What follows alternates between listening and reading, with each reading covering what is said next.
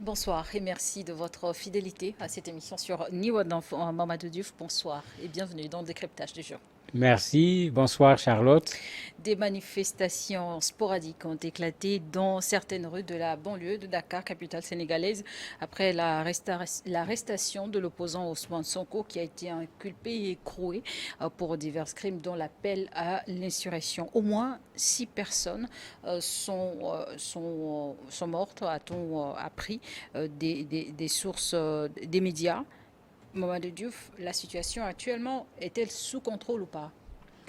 Malheureusement, on ne peut pas parler d'une situation sous contrôle actuellement.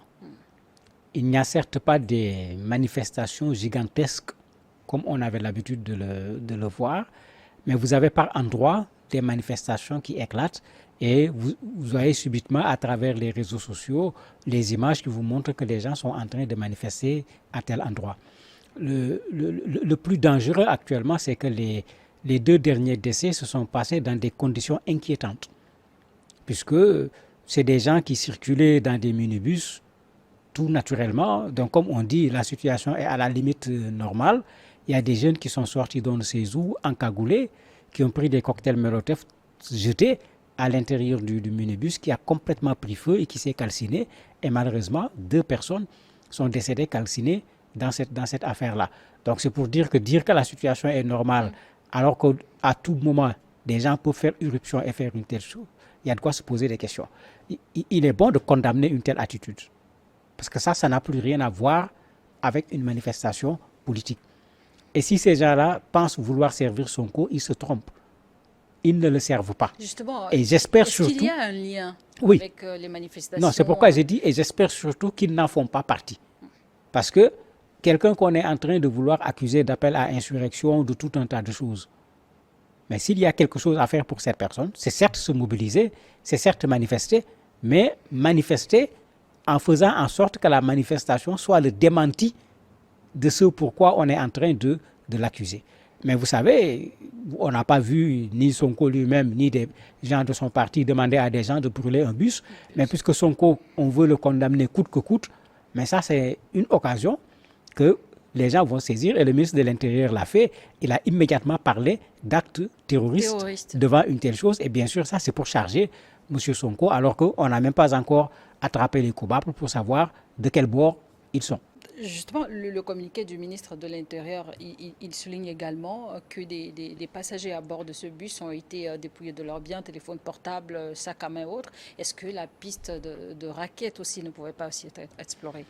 Ben, cette piste peut être explorée, mais en ce moment, ceux-là, est-ce qu'ils manifestaient pour M. Sonko ou bien est-ce qu'ils voulaient s'en prendre aux biens de personnes en profitant du contexte de crise dans lequel se trouve le Sénégal? Et c'est là où il faut faire extrêmement attention.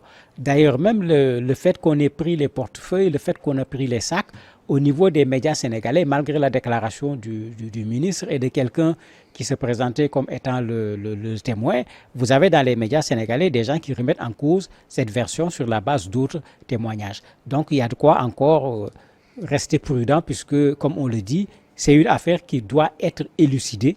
On n'a pas encore les tenants et les aboutissants de ces affaires, puisque ceux qui ont posé ces actes, pour le moment, sont en fuite. Le gouvernement sénégalais demande la dissolution du PASTEF, le parti d'Ousmane Sonko, chose que rejettent ses membres. Mais comment réagissent alors les Sénégalais face à cette décision?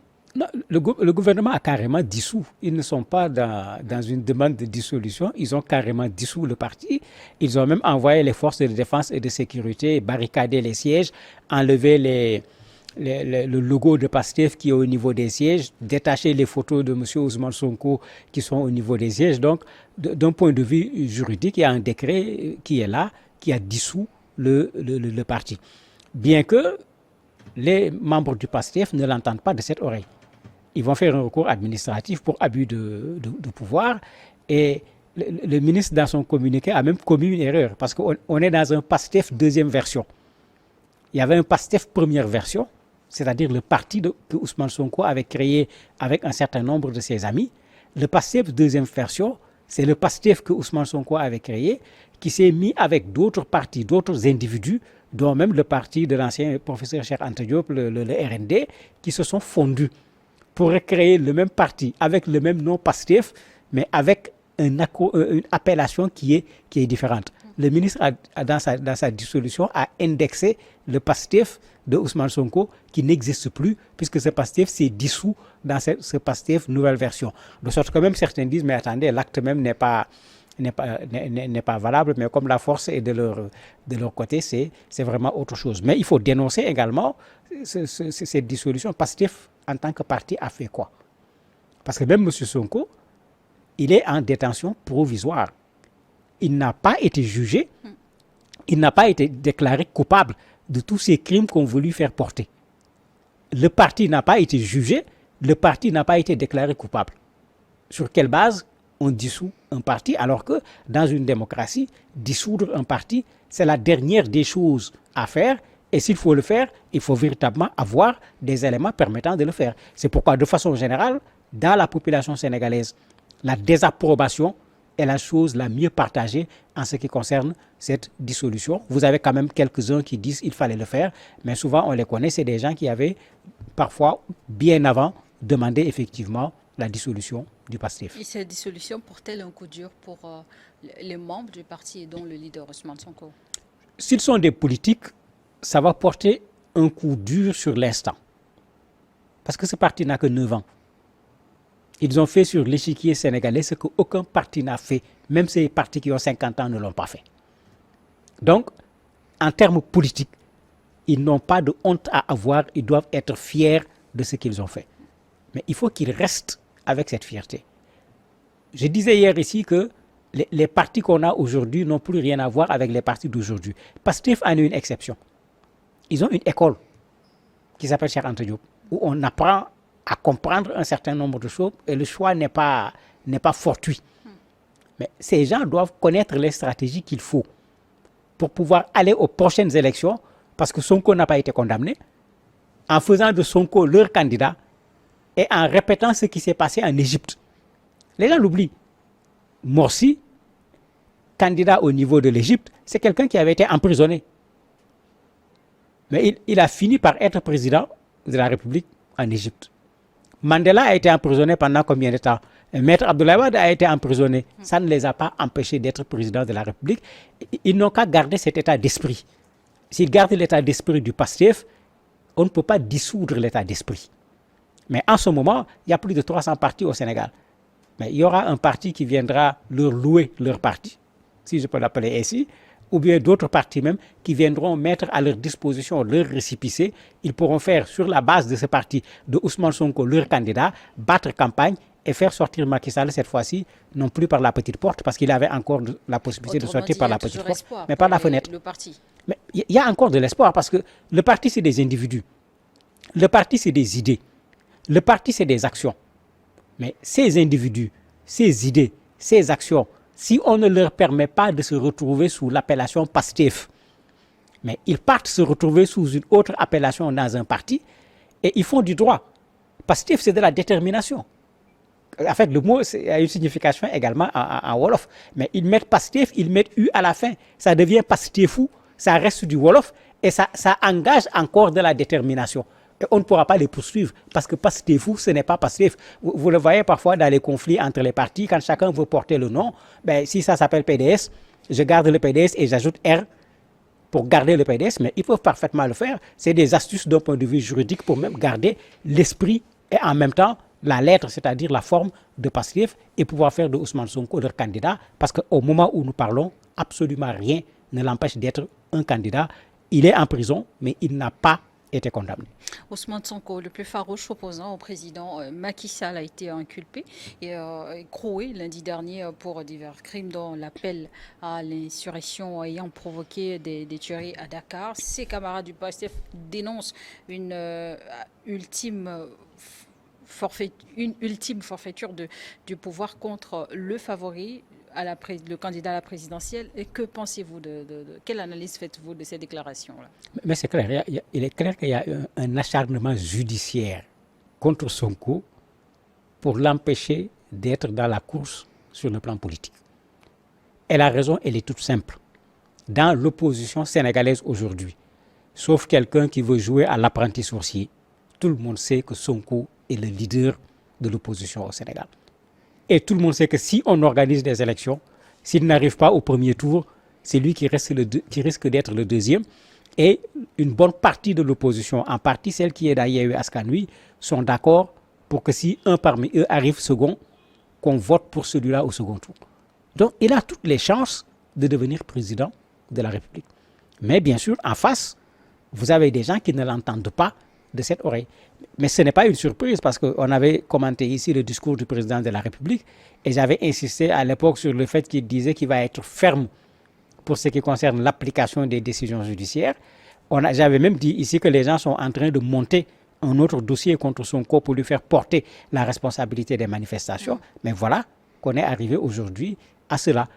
Mais ça ne change absolument rien. Imaginez-vous que quand on a amené Sonko en prison à Sébikotane, les prisonniers l'ont accueilli comme s'ils étaient des militants, triomphalement. Ils ont même organisé un récital de Coran à son honneur.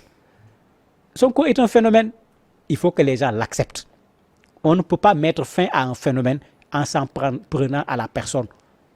Regardez Sankara. Ceux qui l'ont tué, une bonne partie d'entre eux sont vivants aujourd'hui. On ne parle pas d'eux. Sankara n'est plus là. On parle de Sankara. On parle de l'esprit Sankara. Mais ceux qui l'ont tué sont là et on ne parle pas d'eux. Sonko, c'est une personne. Mais c'est quelque chose qu'il a apporté dans la scène politique sénégalaise. C'est ce quelque chose qui tient les Sénégalais. S'ils le mettent en prison, c'est quelque chose qui continuera également à intéresser les Sénégalais. Et cette marche, cette mouvance, cet espoir que les jeunes Sénégalais avaient sur le fait qu'on puisse voir une autre façon de gouverner, emprisonner Sonko ne met pas fin à cet espoir. Un espoir que prône également le président burkinabé, Ibrahim Traoré. Tout à fait. Quand vous regardez ce qui se passe dans la jeunesse africaine aujourd'hui, il y a une sorte de ras-le-bol par rapport à ce qu'on appelle le système, c'est-à-dire une forme de gouvernance qui n'a pas permis pendant 60 ans de régler les problèmes. De sorte que les gens ont tendance à tous être ce qu'on appelle des anti-systèmes. C'est-à-dire qu'on ne veut plus de ce qui a été fait pendant 60 ans et qui n'a pas résolu de problème. Mais Sonko est dedans, Traoré est dedans, Goïta est dedans, le Tchadien qui s'est finalement réfugié, comment il s'appelle encore, Masra, est dedans, etc.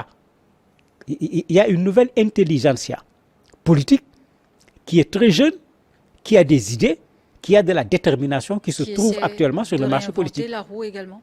Pardon? Qui essaie de réinventer la roue. Non, en fait, qui ramène les choses à leur place. Parce que la politique est une chose qui est noble.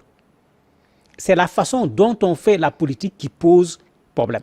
Ce n'est pas la politique en tant que telle qui pose problème. Et eux, ils sont en train de ramener les gens vers la politique, c'est-à-dire un discours sur un programme, exiger la bonne gouvernance, exiger le respect des règles démocratiques, etc. Alors qu'on sait que pendant longtemps, dans nos pays, on en parlait, mais on ne faisait pas ce qu'on disait. 8 chefs d'accusation pèsent contre l'opposant Ousmane Sonko en détention provisoire, mais risquent d'affronter à nouveau un procès. Mais on va vers un procès puisque il a été carrément inculpé, on lui a décerné un mandat de dépôt. Ça veut dire qu'on va clairement vers un procès. Puisque sinon, le juge aurait dit, mais il n'y a rien à faire avec tout ça. On fait un non-lieu, il rentre chez lui. Mais tout le monde savait. Puisque ce qu'on lui reproche, quand on le reproche à quelqu'un, le juge a les mains liées, il est obligé de t'envoyer en prison. Tous qui savaient ce qui se passe savaient qu'il ne va pas rentrer chez lui. Donc, c'était clair qu'il va aller en prison et c'était clair qu'on va encore vers une autre procédure, vers un autre procès. Juan Branco, l'avocat d'Ousmane Sonko, recherché par les autorités sénégalaises, serait de retour à Dakar. Une information vérifiée? Oui, l'information est vérifiée. Il est bien venu à Dakar de façon discrète, puisque la dernière fois, il était venu à l'aéroport de Dakar, on l'a renvoyé à Paris. Cette fois, il est descendu, semble-t-il, à Banjul. De Banjul, il a pris la voiture pour rentrer au Sénégal et il s'est très bien organisé pour faire irruption, puisque c'est comme ça qu'il faut l'appeler, à la conférence de presse organisée par les avocats de Sonko, qui eux-mêmes étaient surpris parce que lui aussi, il fait partie des avocats. Il a pris la parole, il est reparti, puisqu'il sait que s'il était resté là-bas, on aurait tenté de l'arrêter à cause du mandat que le Sénégal dit avoir décerné contre lui. Mais il est resté à Dakar. Une des victimes à Pékin, il est allé voir la famille pour prendre ce dossier ajouté au dossier qu'il est en train de faire. Il a fait une vidéo où il s'en est pris à la France, au régime sénégalais. Il a dénoncé la dissolution du PASTEF. Mais bien sûr, les autorités sénégalaises sont en train de le rechercher au maximum parce qu'il est en train de se moquer un peu des forces de défense et de sécurité du Sénégal en apparaissant par-ci et par-là sans qu'il ne soit arrêté. Apparaître sur un territoire où il est recherché. Oui, mais en fait, c'est une sorte de pied de nez, mais il l'a dit lui-même. Il a été très clair, il n'a pas peur, il sait ce qu'il risque, mais bon, le risque n'est pas très élevé puisqu'il est de nationalité française. Souvent, nos pays ont signé des accords avec la France, de sorte que si même les forces de défense et de sécurité parvenaient à l'attraper, ce qu'il risque au plus gros, c'est plutôt une extradition qu'autre chose pour aller en France. Donc, il n'y a pas en fait de trop gros risques par rapport à sa personne. Il a une couverture à travers sa nationalité. La présidentielle approche à grands pas aujourd'hui avec un PASTEF dissous. Comment est-ce que Ousmane Sonko se préparait-il à ce scrutin?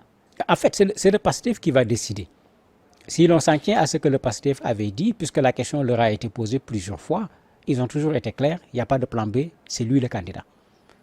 Et je l'ai dit tantôt, il n'est pas condamné. La condamnation même pour diffamation est actuellement en suspension puisqu'ils sont en cassation. Donc à l'heure actuelle, il n'y a aucune condamnation sur lui. Même la condamnation de 2 ans contre Adji Sarr est tombée. On est en train de dire aux gens, ce n'est pas tombé. Si la condamnation n'est pas tombée, signifie que Sonko est un fugitif. Si on peut considérer qu'il était un fugitif alors qu'il était encadré par les forces de défense et de sécurité, aujourd'hui qu'il est en prison, on ne peut pas nous dire qu'il est un fugitif. Cette condamnation également est tombée. Donc juridiquement, au moment où nous parlons, il n'y a absolument rien pour l'empêcher d'être candidat. Et on a vu le cas au Sénégal avec le maire Khalifa Sall, qui était en prison et qui était candidat. Il peut se retrouver exactement dans la même situation. Maintenant, comme je l'ai dit, PASTEF, c'est quand même une certaine intelligentsia, mais que les gens utilisent cette intelligence, que les gens regardent tout ce qui est possible comme arsenal juridique qu'ils peuvent utiliser. S'ils persistent à en faire leur candidat, qu'ils en fassent leur candidat, qu'ils mènent la campagne qu'il faut, parce que je crois que c'est la meilleure chose qu'ils peuvent offrir à Sonko. C'est de faire en sorte qu'il quitte la prison pour aller au palais de la présidence. S'ils le font, mais le combat, ils l'auraient mené, ils l'auront également gagné. Merci, Mamadou Diouf, d'avoir accepté notre invitation. Merci à vous également de nous avoir suivis. La suite des programmes, c'est tout de suite sur Néo Info 1.